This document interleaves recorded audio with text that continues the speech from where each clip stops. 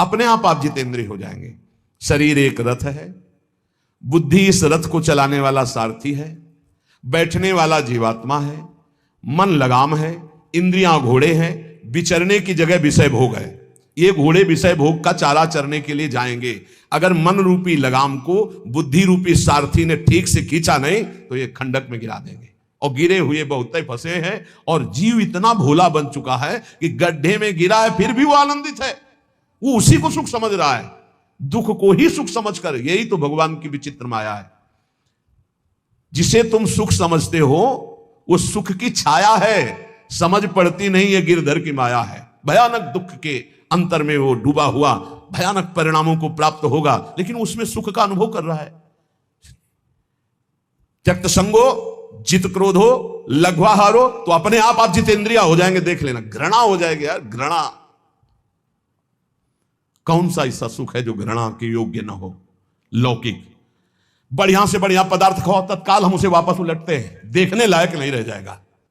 चिकनी चमड़ी केवल देखकर फंस रहे हैं, कुछ नहीं, पूरा जीवन बर्बाद हो जाता है। धर्म के लिए तो सेवन करने के लिए ठीक है, बकाया भगवत प्राप्ति के लिए जितेंद्रिय चलो, ठीक से चलो। पिधाय बुद्ध्या द्वाराणि मनो ध्याने निवेशयेत् शून्ये स्वेवावकाके गुहासुचो वनेसुचो नित्य युक्ता सदा योगी ध्यानम सम्यक उपक्रमेत।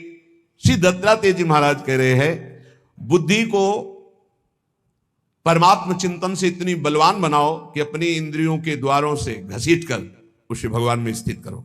हर इंद्रिय द्वार बंद, अंतर्मुख इंद्रियों को करके परमात्म चिंतन में शून्य स्वेवावकाशेषु, एकांत स्थल में कुछ देर बैठने का अभ्यास करना चाहिए। एकांत सुखमास्यताम, 24 घंटे में 48 मिनट का तो रख ही लो शांत एकांत। अपने कमरे में शयन के समय आधा पौन घंटा अगर आप निकाल पावे, बड़ा आनंद आएगा। 24 घंटे आप सेवा दिनचर्या में लगे, आधा घंटे निकाल लो या 48 मिनट शांत बैठ जाओ। बिल्कुल कोई माला नहीं, कोई क्रिया नहीं, बिल्कुल आप इस बात को देखना करके शांत बैठो। पहले बैठ जाओ, अब देखो आपका मन कहां है, तत्काल देखिए। जो ही शांत बैठे, अब है कहां? जो सामने रूप आ रहा है, चाहे वो वस्तु हो, व्यक्ति हो, स्थान हो, उसमें तुम्हारी ममता है, उससे तुम्हारा संबंध है। वस्तु, व्यक्ति, स्थान, प्रभु आ रहे हैं कि संसार का कोई वस्तु, व्यक्ति, स्थान आ रहा है? यदि कोई संसार का वस्तु, व्यक्ति, स्थान आ रहा है तो तत्काल उसमें भगवत भावना करो, या वहां से हटा के तत्काल अपने गुरु मंत्र में लगाओ, शांत एकदम बैठो। अब उस समय जांच करो कितनी बार किसका रूप आया, प्रभु का कितनी बार आया, संसार, और जिसका जितनी बार आए उससे अधिक नंबर देखिए कि 5 बार तो उस पुरुष का आया, 5 बार उस स्त्री का आया, और एको बार प्रियाजू का नहीं आया। इसका मतलब अभी प्रियाजू में हमारा मन नहीं लगा, अभी यहां स्त्री, पुरुष में, वस्तु में, व्यक्ति में, स्थान में लगा। जांच करो और हृदय में पश्चाताप करो, धिक्कार है, इतना समय हो गया एक बार भी प्रियालाल का रूप नहीं आया। यही सांसारिक रूप आ रहे हैं, ये सांसारिक वस्तुएं आ रही, धिक्कार है हमारे मन को, धिक्कार है हमारे जीवन को। ये हम आपको आंतरिक बात कह रहे हैं। पूज्य भाई जी महाराज, जिस समय मन को धिक्कार दिया जाता है, जलन होती है, जब जलन होती है तो निर्मल होता है, निर्मल होता है, निष्पाप होता है, मल भस्म होता है, जो ताप अंदर मन में होता है प्रायश्चित का, उससे। अब बार बार सामने आपको जो गुरु मंत्र मिला है उसको लिखिए, कोई माला नहीं, बहुत आराम से, कोई जल्दीबाजी नहीं, 1 मिनट में एक बार लिखेंगे। यहां कोई संख्या हम नहीं बोल रहे, यहां कोई आपको नहीं कि 108 बार करना है कि 50 बार करना, 5 बार करो केवल, हम कह रहे 5 बार आराम से लिख रहे, शांत बैठे, खूब आराम से, बढ़िया रा, बहुत बढ़िया धा, राधा राधा राधा। आप देख लीजिए, अब ये भाग जा रहा है, पकड़ो कहां भाग के जा रहा है, इस वस्तु से क्या संबंध है, इस व्यक्ति से क्या संबंध है, कितनी बार इसको छुआ है, देखा है, भोगा है, मिले हैं, सूंघा है, कितनी जन्मों में। धिक्कार तुझे मन, जो तू राधा नाम को छोड़कर, प्रियाजू के इस अमृत में नाम को छोड़कर भाग रहा है, फिर उसे लाओ नाम में, फिर लाओ नाम में। आप देखिएगा एक दिन उसी रा और धा के बीच में प्यारी जो और प्यारे जो मुस्कुराते दिखाई देंगे, देख लेना। एक समय 24 घंटे में ऐसा निकालो जिस समय आप अपनी अंतःकरण की वृत्ति को बार बार बाहर जाते हुए घसीट कर अंतर में लगाओ।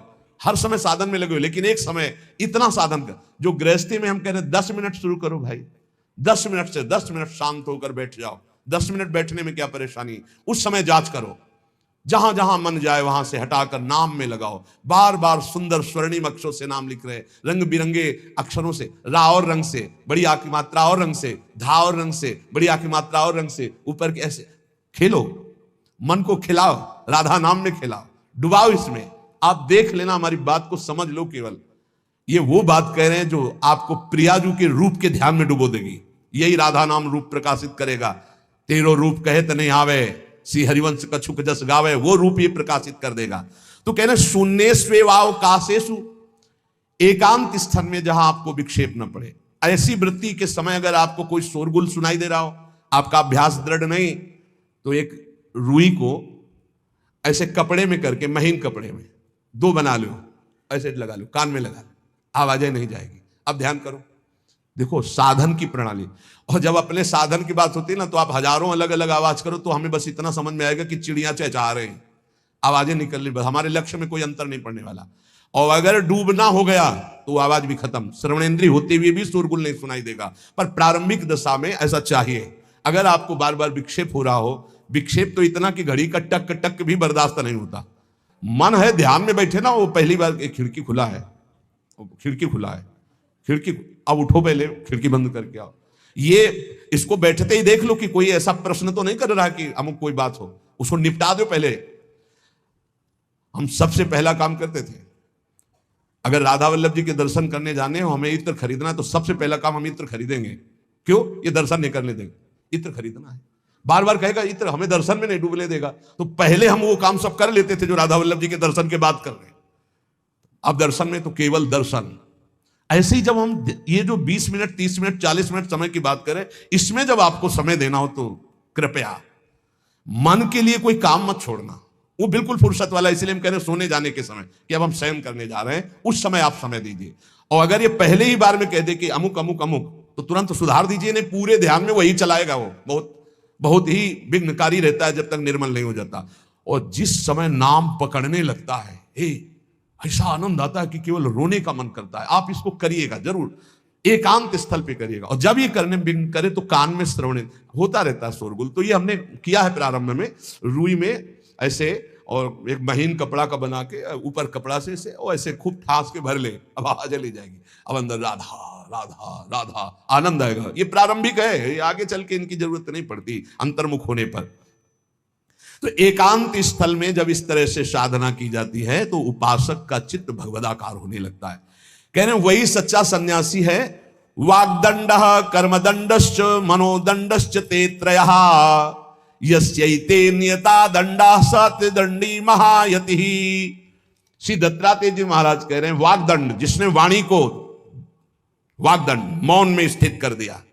वाग्दंड यही प्रपंच की वार्ता नहीं बोलनी, भगवद वार्ता केवल बोलनी। वाणी को दंडित करो। ये बहुत चटर चटर प्रपंच की बातें करती, नाम जपने में इसको थकान लगती है, प्रपंच की बातें करने में नहीं। इसलिए इसको मौन के द्वारा वाणी को शासन में रखो, या तो भगवत चर्चा या मौन। दूसरा कर्मदंड, जो सन्यासी होता है वो निष्कर्म अवस्था की तरफ बढ़ता है। प्रापंचिक कर्मों को करते हुए भगवान नाम स्मरण करके यदि कर्म समर्पण कर दिया जाए तो वही गति प्राप्त होती है। ये तो सर्वाणी कर्माणि मयि सन्न्यस्य मत्पराः, प्रापंचिक कर्म है, व्यापार, नौकरी आदि नाना प्रकार के। लेकिन इन कर्मों को भगवत स्मरण करते हुए किया जाए, भगवत समर्पित कर दिया तो वही गति प्राप्त होती है जो निष्कर्म अवस्था को प्राप्त सन्यासी की होती है। 3 दंड होते हैं, वाग्दंड, और एक होता है कर्मदंड, शरीर को निश्चेष्ट रखना, निष्क्रिय रखना, और मनोदंड, मन को निसंकल्पित रखना, कोई संकल्प न बनना। इससे संन्यास भाव को प्राप्त महापुरुष की अवधूत स्थिति तक पहुंचने का यह रास्ता है। वाग्दंड, कर्मदंड, मनोदंड, वाणी को मौन के द्वारा, शरीर को निश्चेष्टता के द्वारा निष्कर्म स्थिति के लिए, और मन को निसंकल्पता के द्वारा, कोई संकल्प न बनावे, ऐसा कैसा ऐसा नहीं, जैसा प्रभु जब चाहे जैसा, हमारा कोई संकल्प विकल्प नहीं। वाणी से भगवत चर्चा, शरीर से भागवतिक कर्म, नहीं तो संसारिक विरत बहुकर्मा, निरत निरंतर सज्जन धर्मा। अब एक परम धर्म की बात का वर्णन कर रहे हैं। गृहस्थ धर्म में जैसे है, या जिनके पास बहुत अर्थव्यवस्था है, उनको चाहिए कि गौ सेवा से बहुत जल्दी शरीर पवित्र होता है, हृदय भी पवित्र होता है और गोविंद भी प्रसन्न होते हैं। यदि गावः प्रदक्षिणेर कार्या वंदनीया ही नित्यशः मंगलायतनम दिव्या श्रेष्ठास्पेता स्वयंभुवा। यदि गाय घर में पाली जाए या गौशाला खोली जाए और गौओं की सेवा की जाए, जिनके पास अर्थ है, भाव है, भगवान स्वयं श्री कृष्णचंद्र जी ने गौ सेवा स्वीकार की, गौ में चराई। गौओं की परिक्रमा करने से, जैसे आप प्रभु के बिहारी जी के मंदिर की 4 परिक्रमा करें तो जो फल आपको मिलेगा वही गाय की 4 परिक्रमा कर ले तो आपको प्राप्त हो जाएगा। गौ की प्रदक्षिणा से, गावः प्रदक्षिणी कार्यावंदनीया ही नित्यशः, जो रोज गाय को प्रणाम करता है और गाय की प्रदक्षिणा करता है तो भगवत प्रदक्षिणा का उसे फल प्राप्त होता है। जहां गौएं विराजमान होती हैं वो बड़ा पवित्र दिव्य तीर्थ स्थल माना जाता है। गौएं जहां विराजमान रहती, गौशाला में भजन करे तो कई गुना बढ़कर के प्राप्त होता है। स्वयं ब्रह्मा जी ने गौओं को दिव्य गुणों से विभूषित बनाया है। अप्यागाराणि विप्राणाम देवतायतनानि च यद गोमयेन शुद्ध्यंतिम किम ब्रूमो हृदिकम ततः। गाय के गोबर से जहां लेपा जाता है वहां जिस देवता का आवाहन करोगे वही देवता आकर विराजमान हो जाएगा। अपवित्र भूमि में भी यदि गाय के गोबर का लेप कर दिया जाए तो परम पवित्र मानी जाती है। गाय बहुत पवित्र, जहां वो बैठती है, जहां वो मूत्र त्याग करती, गोबर त्याग करती, वो स्थान तीर्थ तुल्य पवित्र माना जाता है। भगवान जब गाय के पीछे पीछे चलते तो गोरज उड़कर उनके मस्तक पर विराजमान होती, उनके मुखार बिंद पर विराजमान होती। बाल गोविंद के अनिष्टों को दूर करने के लिए गाय के पूंछ को उनके ऊपर ऐसे झाड़ा देती थी मैया। जब गुरुमंत्र वैदिक सिद्धांत से दिया गया था पहली बार तो पंचगव्य पिलाया गया था। गोमूत्रम गोमयम क्षीरम दधि सर्पिस तथैव च गवाम पंच पवित्राणि पुनंत सकलम जगत। कितना भी बड़ा पापी हो, अगर पंचगव्य पिलाया जाए तो वो वैदिक मंत्रों को स्वीकार करने लायक हो जाता है, पवित्र हो जाता है। पंचगव्य में 5 चीजें गाय की होती है। गाय का मूत्र, गाय का गोबर, गाय का दूध, गाय का दही और गाय का घी, ये 5 मिलाकर पंचगव्य पिलाया गया था। पहली बार जब वैदिक मंत्र दिया गया था तो पंचगव्य बनवाया था गुरुदेव भगवान ने सन्यास, और वो पिलाया था। ये पंचगव्य पिलाने से अपवित्रता का नाश होकर पवित्रता का संचार होता है। इसलिए धन्य है उनका जीवन जो गौ सेवा परायण है, भगवत भाव से गाय में साक्षात भगवान का भाव रखकर गौ सेवा करते हैं। त्रिषिता गौर गृहे बद्धा गेहे कन्या रजस्वला देवशास्त्र सन्निर्माल्य हंति पुण्यम पुराकृतम। यदि घर में गाय बंधी है और भूखी है और प्यासी है तो तुम्हारे सारे पुण्य नष्ट हो जाएंगे। अगर घर में रजस्वला कन्या बहुत काल तक है और उसका विवाह आप नहीं कर रहे हैं तो आपके सारे सुकृत नष्ट हो जाएंगे। यदि घर में ठाकुर जी विराजमान है और कर का पहनाया हुआ माला सुबह तुमने देख लिया तो तुम्हारे सारे पुण्य नष्ट हो जाएंगे, क्योंकि शयन कराते समय तुमने उतारा नहीं, अर्थात तुम सेवा में प्रमाद करते हो। तो देवतास्त्र सन्निर्माल्य हंति पुण्यम पुराकृतम। जैसे सुबह श्रृंगार किया तो रात्रि के शयन के समय वो हटा लेने चाहिए माले। जब हम शयन कराते हैं तो भले पुष्प शैया पे शयन कराएं पर माला नहीं धारण कराएं। श्रृंगार का माला अगर दूसरे दिन दर्शन किए क्यों पहने ठाकुर जी तो तुम्हारे सुकृत नष्ट हो जाएंगे। गाय बंदी हो घर में, वो प्यासी है और भूखी है, तुम्हारे सुकृत नष्ट हो जाएंगे। त्रिषिता गौर गृहे बद्धा, क्योंकि तुम्हारे पास है, सेवा करना चाहिए। यो वै गाम प्रतिसिद्धेन तो चरंतिम च स्वतरणम नरहा तस्य पूर्वे च पितरा कंपन्ते पतनोन्मुखा। यदि गाय हरी हरी घास चर रही कहीं और तुमने डंडा ऊपर प्रहार किया, लाठी मारी, तो तुम्हारे पितर खोपड़ी के बल नरक जाने के लिए तैयार हो गए। ये लिखा है चरंतिम स्वम तृणम नरहा तो तस्य पूर्वे च पितरा कंपन्ते पतनोन्मुखा। इसीलिए क्या भारत से कहीं किसी की तुलना हो सकती है जहां गौ को माता की पदवी दी गई, जहां गौ को हम आराध्य देव के रूप में मानते हैं, आराधना करते हैं। गौ रक्षा, गौ सेवा, ये बहुत बड़ा इसमें छुपा हुआ है। स्वयं भगवान अवतरित होकर गौ रक्षा, जब गाय के रूप में पृथ्वी रमाती तो भगवान का अवतार हुआ है। बड़ा विचित्र समय आता चला जा रहा है कि अब आधुनिक यंत्रों की ऐसी सेवाएं हो गई बड़ी बड़ी कि अब ना बैल की जरूरत है और ऐसे दूध की महंगाई बन गई कि अब देसी गाय 2 लीटर 3 लीटर 4 लीटर, और ऐसी ऐसी कि 20-20 25-25 लीटर दे, तो कौन देसी गाय को। तो गौओं का सेवा का भावना शास्त्र आज्ञा करता है कि जो प्रतिदिन अग्रग्रासे परोभावा कर्तव्यो भक्ति तोन्वहम अकृत्वा स्वयं आहारम कुर्वम नापनोति दुर्गतिम। जे ही तुम्हारे गृहस्थ में घरों में पहले होता था, अब तो भगवान जाने, जे ही पहली रोटी तवा में गई तो वो निकाल करके पक्की रखी जाती थी गौग्रास के लिए, पहला रसोई में। तो इसमें लिखा प्रतिदिन स्वभोजनम, पहले स्वयं भोजन न करके गाय के लिए ग्रास निकालना चाहिए। तो जिनके पास अर्थव्यवस्था जो गृहस्थ धर्म में है या जिनके पास अर्थ है, कुछ रोज 1 रुपया निकालो। हम कह रहे रोज निकालो तो महीने में 30 रुपया होते, 30 रुपया में एक गाय को हरी घास तो एक टाइम पवा ही सकते हो ना, बहुत नहीं है तो 1-1 रुपया निकाल के अगर एक गाय को चारा दोगे तो एक बार का भोजन तो हो ही सकता है। 30 रुपया में हरी घास जाकर के उसके एक बार तो पवा दोगे ना। अग्रग्रासे परोभावा कर्तव्य भक्ति तोन्वहम, भक्ति पूर्वक गाय को एक ग्रास भोजन में 1 रोटी तो निकालना चाहिए गाय के लिए, ऐसा शास्त्र आज्ञा कहता है। जो ऐसा करता है तो अकृत्वा स्वयमाहारम कुर्वन् नाप्नोति दुर्गतिम, अपने आहार से 1 रोटी निकालकर गाय को देता है और स्वयं 3 रोटी भले पाले 1 रोटी गाय को दे दी, तो बोले उसकी दुर्गति नहीं होगी, अर्थात उसके अंदर भाव बढ़ता चला जाएगा भगवान की भक्ति में। और तेनाग्नयो हुता सम्यक पितरश्चापितर पिता देवास्त्र पूजितास तेने यो ददाति गवान्हिकम, जो प्रतिदिन गौग्रास निकालता है अर्पित करता है तो उसको अग्निहोत्र करने का फल मिलता है, उसके पितरों को तृप्ति मिलती है और समस्त देवताओं के पूजन का फल मिल जाता है जो गौग्रास निकालता है।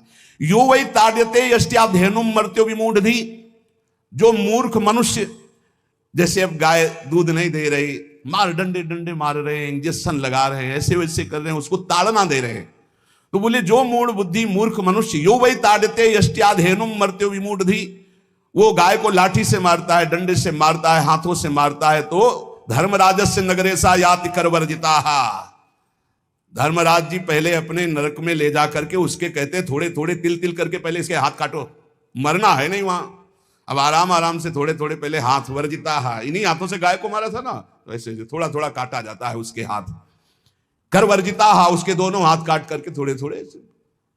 यो वै दंसान वार्यति तस्य पूर्वे कृतार्थ काहा नृत्यंत सवादिस्मास तरिष्यति भाग्यवान, जो गौ के शरीर को स्नान कराता है, गौ के शरीर को कीट आदि से मच्छर आदि से रक्षा करता है और खूब अच्छा अच्छा पदार्थ गौ, केवल दूध के लोभ से नहीं, ये हम गौ सेवा की बात कर रहे हैं, ये कि नहीं हम 10 लीटर दूध देती तो हाथ फेराओ, जब दूध नहीं देती है तो चारा भी ठीक से नहीं दे रहे, और उसके ये स्वार्थी हो, गौ सेवा का बात नहीं, वो दूध का लोभी केवल व्यापार की बात करता है। गौ सेवा का तात्पर्य है गौ सेवा, केवल खूब बछड़े को पिला दिया प्रसाद रूप से, जो दूध मिला उसका अपने सेवन की वो बात तो अलग है।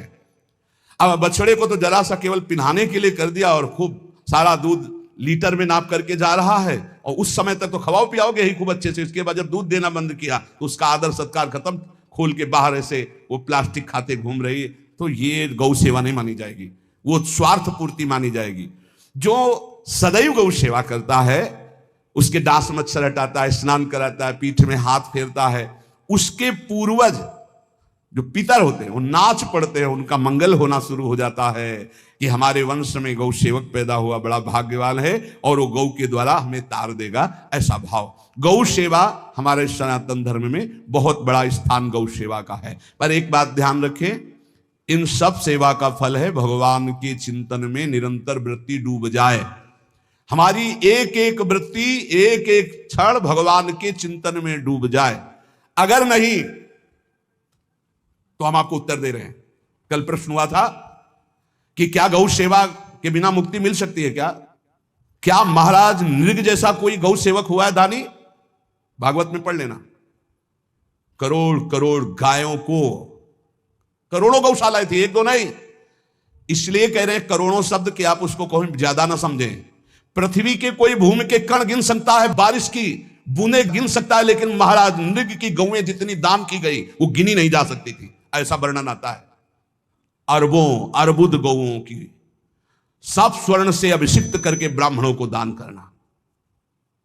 इतने बड़े गौ सेवक, इतने बड़े दान करने वाले, एक चूक हो गई, ना दान लेने वाले तपस्वी ब्राह्मण की गाय किसी अन्य ब्राह्मण को दान कर दी। और वो ब्राह्मण ने जब गाय देखी, बोली मेरी गाय चुरा ली। बोले महाराज नृग ने दी। महाराज नृग से कहा मेरी गाय है, तो उन्होंने कहा गौशाला में आ गई होगी, आपको 10,000 गौवें देते हैं, आप अपनी गाय। बोले मैं प्रतिग्रह नहीं लेता।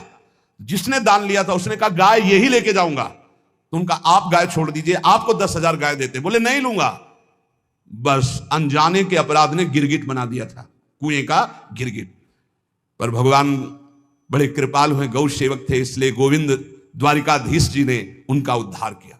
सब साधन का फल है अच्युत भावना से युक्त होकर, भगवत भावना से युक्त होकर निरंतर भजन करते हुए सेवा परायण रहो, चराचर जगत की सेवा परायण रहो। भजन करना ही सबसे बड़ा परम धर्म है। हम सब सेवाएं करें जगत की, लेकिन अंदर से राधा राधा राधा, गोविंद गोविंद गोविंद गोविंद, आनंद आ जाएगा। तन से सेवा करो, मन से भगवान के चिंतन, मामनुष्मर युद्धते, भगवान के चिंतन में रहो। सेवा और व्यापार में अंतर होता है। गौ सेवा के बहाने से धन का जो दान लेना है और उसका अपने में प्रयोग करना, मैं पितरों सहित नरक जाना है, लिख लो। गौ सेवा के बहाने से दान लेना और उसका अपने परिवार के सुख में पैसे का प्रयोग कर देना या अपनी वासनाओं की पूर्ति में लगा देना। आया गौ सेवा के लिए और आप प्रयोग कर रहे हैं गाड़ी घोड़ा नाना प्रकार के सांसारिक भोगों में, तो लिख लो पितर सहित तुम्हारे नरक जाएंगे, क्योंकि गौ सेवा के लिए आया है। गौ सेवा का धन सिर्फ गौ सेवा में ही लगना चाहिए। आप गौ सेवक है, दूध पान कीजिए, रोटी खा लीजिए, लेकिन गौ सेवा का अर्थ आप अपनी वासनाओं की पूर्ति में, अपने मनोरंजन में या अपने मन के संकल्प भावना में नहीं पूरी कर सकते। गौ सेवा के लिए ही पूरी कीजिए। गौ के वास का निर्माण, गौ के भोजन की व्यवस्था, वो दूध दे ना दे, वो कैसी भी अवस्था में हो, उसकी सेवा परायणता, उसके लिए सेवक रखना, सेवकों को भी सुख प्रदान करना, लेकिन स्वयं कभी गौ के सेवा के लिए आए हुए धन का स्वयं के लिए भोग ना करना और निरंतर भजन में रखना, उसे परम पद की प्राप्ति हो जाएगी।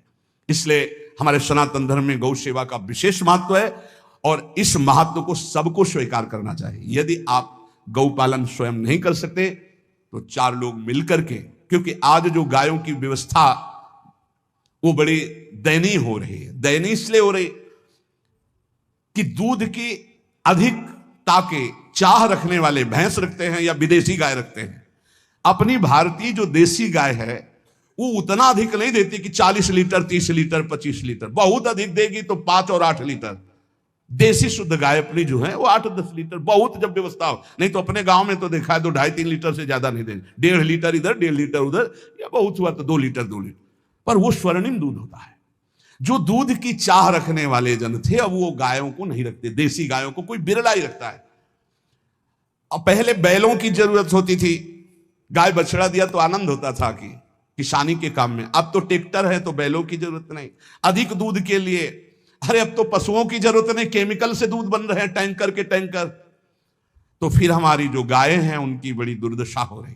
तो हमें चाहिए कि जो गृहस्थ जन हैं, धनी मानी जन हैं, या जिनके पास शरीर व्यवस्था, बौद्धिक स्तर सेवा परायण, अर्थव्यवस्था, वो थोड़ा 4 गाय की व्यवस्था करके उनकी सेवा करें, क्योंकि हमारे सनातन धर्म का स्वरूप है जहां मां पदवी दी गई है, गांव को गौ माता कहा गया है। गौ में समस्त देवता विराजमान है। गौ का बहुत बड़ा महत्व वर्णन किया गया धर्म शास्त्रों में। यहां तक कि जब कोई ऋषि नाराज होता था तो आगे गाय करके जाया जाता था तो क्षमा हो जाती थी, गाय को देखते ही वो क्षमा कर देते थे। बहुत महिमा वर्णन की गई है गौ की। इसलिए जिसको भी अगर नहीं अर्थव्यवस्था है तो एक रोटी तो निकाल सकते हो ना। तुम्हारी रसोई में रोटी बने तो पहली रोटी निकाल लो और आसपास जहां गाय बंधी हो तो उसको दे आओ जाकर, तो कम से कम धर्म का पालन हो जाएगा, गौ सेवा बन जाएगी। तो गौ सेवा, चराचर जगत की सेवा, भगवत सेवा, सबका फल है। फिर प्रारंभ में आ जाइए स्मृति। योगी हो तो चित्त की वृत्ति का निरोध करके परमात्माकार, ज्ञानी है तो चित्त वृत्ति का लय करके स्वरूप स्थित, भक्त है तो एक एक वृत्ति सावई मन कृष्ण पदार विंदयो, भगवान के चरण में, भगवान के नाम में, भगवान के रूप में, भगवान की लीलाओं में। स्मृति अगर नहीं तो सब साधन अधूरा, और स्मृति तो हर साधन पूरा। इसलिए एक बार कमर कस लो, चाहे जगत की सेवा करो, चाहे जिस कार्य में लगे हो, तुम्हारी स्मृति प्रभु में लगी हो। स्मृति के बिना हम जीवन का कोई महत्व नहीं समझते। स्मृति विहीन जीवन सब व्यर्थ। इसीलिए उन परमहंसों के चरणों में स्वयं भगवान चरण रज लेने के लिए पीछे डोलते हैं, जो निरपेक्षम मुनिम शांतम निर्वैरम समदर्शनम अनुब्रजाम्यहम नित्यम पुयत्यं गुरेण भी। ना कोई प्रतिज्ञा, ना कोई चाह, ना कोई इच्छा, निरंतर भगवदाकार वृत्ति, निरपेक्षम मननशील, द्वंद्व विमुक्ता, जो शांत है, जो किसी से वैर नहीं रखते, भगवदाकार वृत्ति, उसी मार्ग के आप पथिक है। सर्वतो भावेन, अपने मन को समेट लो धर्म और कर्म दोनों से, और साब त्यज लोक धर्मान, और परम धर्म का सेवन करते हुए समस्त चराचर जगत को भगवत स्वरूप निरखते हुए इसी जन्म में परम पद को प्राप्त हो जाओ। सत्संग का सार हमारा शरीर है, इससे सेवाएं बने, हमारा मन है, इससे चिंतन बने, हमारी वाणी है, इससे लीला गुण का गायन करें, और हम स्वयं परमात्मा अंश हैं, परमात्मा स्वरूप है, ऐसी ठसक बनी रहे, जीवन मुक्त ही हो। स्वार्थ को लेकर किया गया धर्म रंग नहीं लाता। निष्काम किया हुआ छोटा सा भी धर्म परमार्थ की ऊंचाई पर चढ़ा देगा, ध्यान रखना, परमार्थ की ऊंचाई पर चढ़ा देगा। इसलिए निष्कामता सब सोहित, निष्काम मति। श्री वृंदावन विश्राम श्री राधा वल्लभ लाल को हृदय ध्यान मुख नाम।